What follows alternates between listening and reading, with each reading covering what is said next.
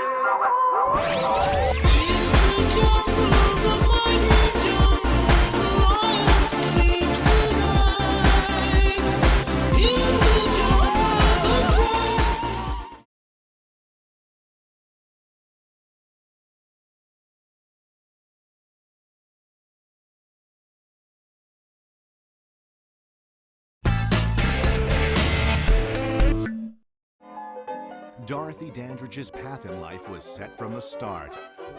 Born November 9, 1922, to successful African-American character actress Ruby Dandridge, Dorothy was destined to become a groundbreaker in the entertainment industry.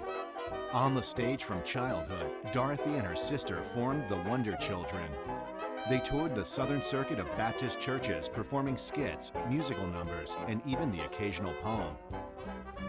Confident that she and her daughters could make it big in Hollywood, Ruby Dandridge moved the family to the West Coast during the Depression. The teen girls set up an act with a friend, calling themselves the Dandridge Sisters.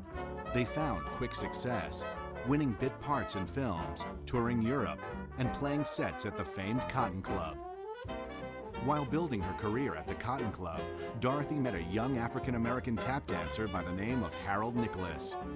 The two were smitten with each other and were married in the fall of 1942. But when their daughter, Harolyn, was born with brain damage, it put an additional strain on a relationship already in trouble.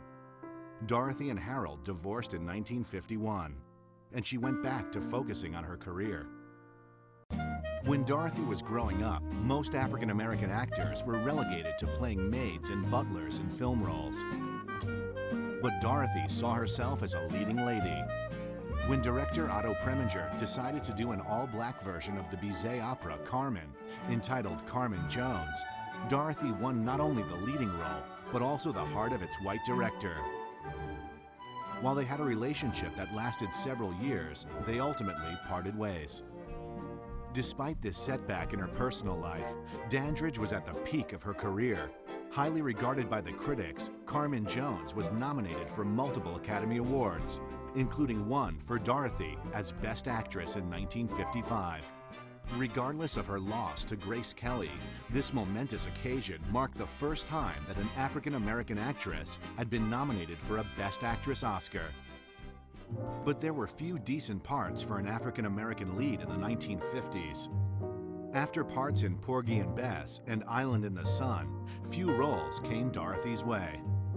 In 1959, she met and married white restaurateur Jack Dennison. Dorothy had hopes for a more domestic life, but the tumultuous marriage ended after only 2 years when the abusive Dennison stole much of Dandridge's fortune. With her second marriage over and her career opportunities drying up, Dorothy sunk into a depression, turning to alcohol to ease her pain. The drinking became worse when she realized that she no longer had enough money to privately care for her now 20-year-old daughter Harolyn.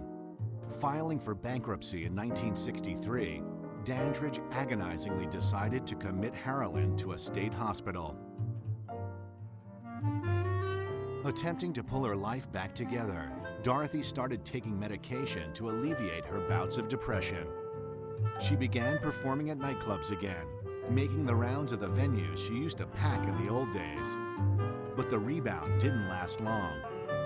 On September 8, 1965, a concerned friend found her on the floor of her bathroom, dead of a drug overdose. She was 42.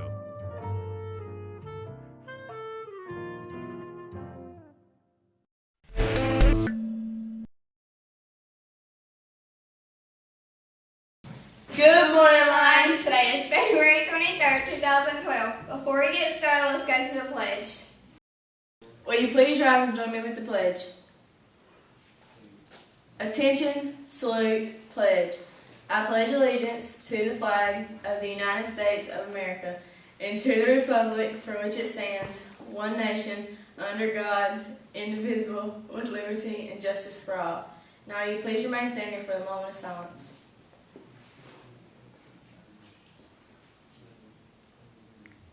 Thank you. Now back to the show. Loris Blue Cadets will need to meet in Miss Wisnett's room today during First Connections, and you will have a meeting after school today. Anyone interested in dancing with Miss D, please see her for more information. Friday is a school tech fair, and the winners will go to the county tech fair. Anyone who comes to the multicultural fair, you will receive a daily grade of 100 in any class. February 28th is the multicultural fair. It's from 6 to 7:30. Come out and enjoy the cultures. Today is the first day of our Black History Trivia. We will read a trivia question and give some hints to the answer every day. If you want to win a cool prize, then you must participate in Black History Trivia. You have to be in it to win it. All prizes will be awarded daily during lunch. Make sure you include your first and last name, grade level, and of course your answer. All trivia answers need to be turned in by 8:30 in the library. There will be a Black History Trivia box located near the door. So after fluency, make sure your trivia answers are turned in. Good luck and have fun with Black History Trivia. Today's question is, who is the godfather of Black history? The hint is, this man devoted his life to writing the history of African Americans, and he published a book called Journal of African American History. This book is currently sold in stores. He believed that if a person doesn't understand his or her history, then it keeps the person inferior and makes it difficult for the person to break barriers and overcome hardships. Don't forget to include your last name, grade level, and of course your answer. All trivia answers will need to be turned in by 8:30 in the library in the Black History box near the door. So turn your answers in. Birthdays for today are